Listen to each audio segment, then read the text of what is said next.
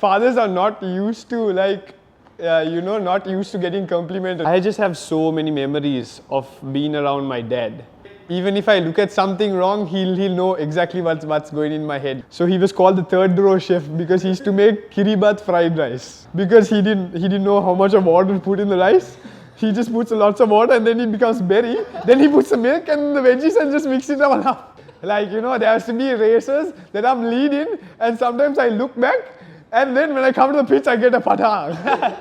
Just for looking back and riding. There's some days that I just want to say, you know what? I'm done. I'm going home. Yeah. Okay, here they are. You're on live radio. You can't. So Jacques, let's talk about the early days of racing. How you came into racing. How it all started. Well, to be very honest, I'm a third generation motocrosser. So it was from my great grandfather, then it got passed on to my father. And since as long as I can remember, my second home has been a motocross track. Because my dad used to race back in the day, and I specifically remember this one picture of me basically sitting inside a tire and my mechanic, Uncle Guy, feeding me with a spoon, like cereal and stuff like that. And I just have so many memories of being around my dad and being at the track at the same time. That's that one thing that has kept us so close is the racing environment, And I feel like when it comes to my dad and how important he has been in my life, honestly, I can't tell you, because it goes beyond how much a person can sacrifice in your life to give someone the best, And I honestly can't tell you because my dad, Jacques Gunawardena, he has, if I tell you of from where he started to give me, what I have today, it's just crazy, and no one will ever think about it. And I don't want to even say it because he's going to feel bad, but, he has sacrificed so much for me, even to the point of going out and having dinners. He'll always save that money thinking, okay, if we just save this money and not go for family dinners, we can go and race on the weekends. There was points like that in my life, and huge props to my family also for bearing with me, because it has definitely not been easy. And my dad is a person, if you ask my mom, he'll say even if Jacques doesn't want to race, my dad Dwayne loves racing, and he'll always be in racing. So yeah, it just it's quite unfortunate because my dad loves racing simply because when he was growing up, and even though he loved it, he didn't have the finances to do it, so he just gave me every opportunity that I have, and if you think about the opportunities that he has opened for me, I raced twice in Australia, I've raced 6 months in the US, and that's him flying me out there straight after my O-levels. I went to the US, he brought me the best 250, it was a Husqvarna 2016 brand new model. It has not even been on the showrooms.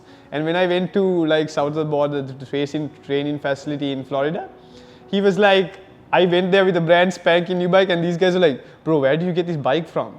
I was like, yeah, I know. It was just straight out of the shop, straight off the shipment. The first shipment that came into the US, I got one of the first bikes there.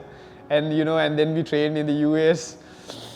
And just, the racing environment, because when I go for races and all, it's only me and my dad, He knows it. Even if I look at something wrong, he'll know exactly what's going in my head, because we share such a strong bond. It's crazy. For example, when I was living in the US, right, for six months, I would go train and then come back, and my dad would have cooked for me. My dad never cooks in Sri Lanka. He barely knows how to fry an egg. Yeah, he barely knows how to fry an egg. But when we were there, we had to, because eating from out is expensive. So we basically made like pastas, like healthy food, like in a pot, and then like even the US riders, they loved his cooking. We used to call him like the third row because of the hotel. It was on this thing called it was on the third row of the hotel. So he was called the third row chef because he used to make Kiribati fried rice.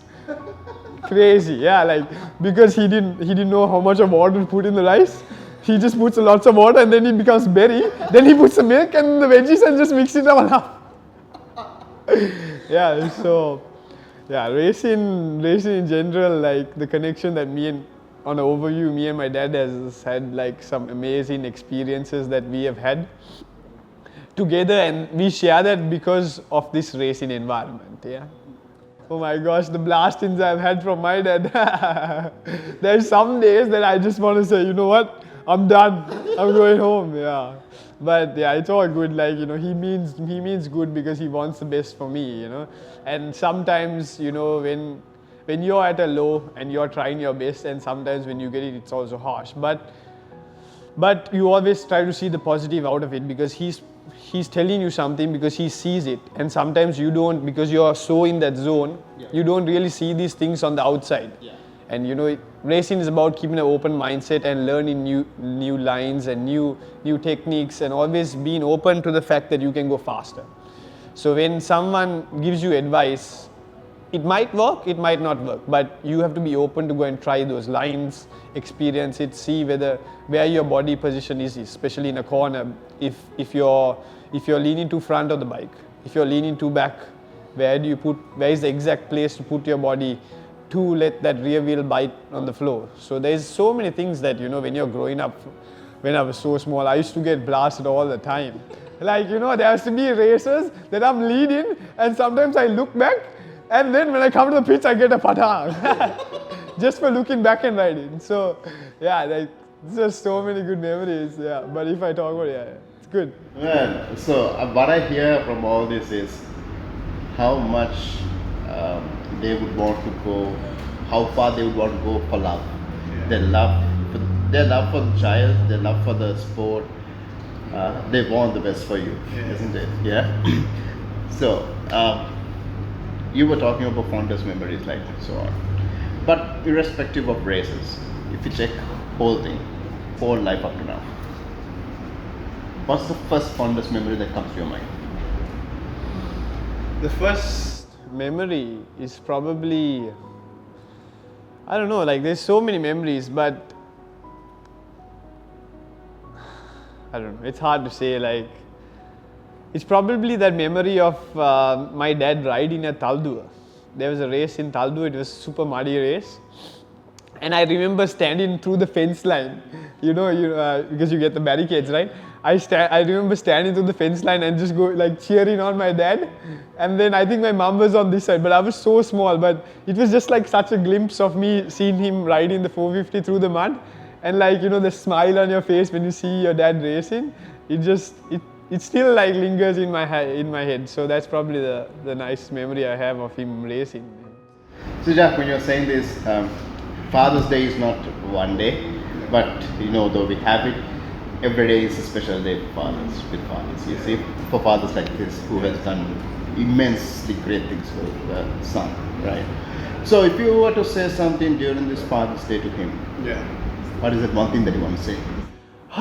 One thing would basically be, just thank you, because sometimes, I don't give him the credit that he actually, all five fathers don't deserve, don't get the credit that they deserve, because they sacrifice their lives for us to see us succeed and to see us going places, right?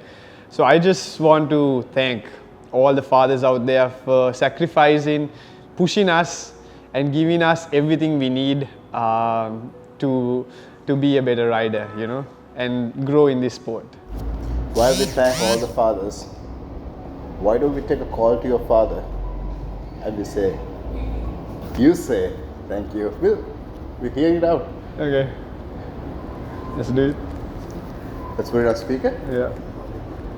He's actually giving me a call. Let's increase the volume. Yeah. Keep close to the mic.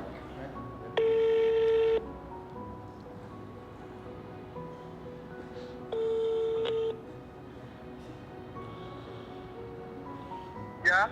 Yo, Yeah. what's happening? What's happening with you? Okay, here I have to. You're having curd and honey.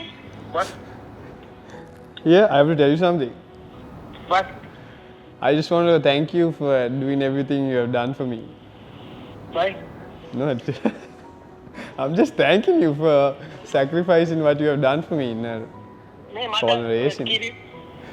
මට පැණි ටිකක් දාන්න පුළුවන්ද? You knocked your head somewhere.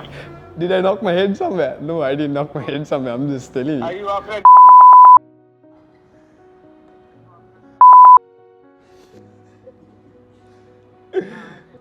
Okay, here, there, you're on live radio. You can't.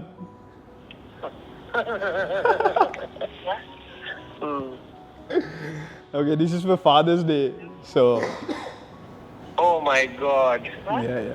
Are you bloody crazy or? Yeah. So, yeah. Okay, bye. Okay, bye. How do you feel? You saw it. Have you knocked your head or something? Like, he's like, see, these are things like fathers are not used to, like, not used to getting complimented. They're just, I don't know how it is. They just do so much and expect so little, right? Like, that's how they work, right? And even when you give them the credit, they're like, is everything okay with you? Have you knocked your head or something? So, yeah. Yeah, that I'm surprised I didn't get a nice word in there, because that's how he is, but it's all good, it's all love.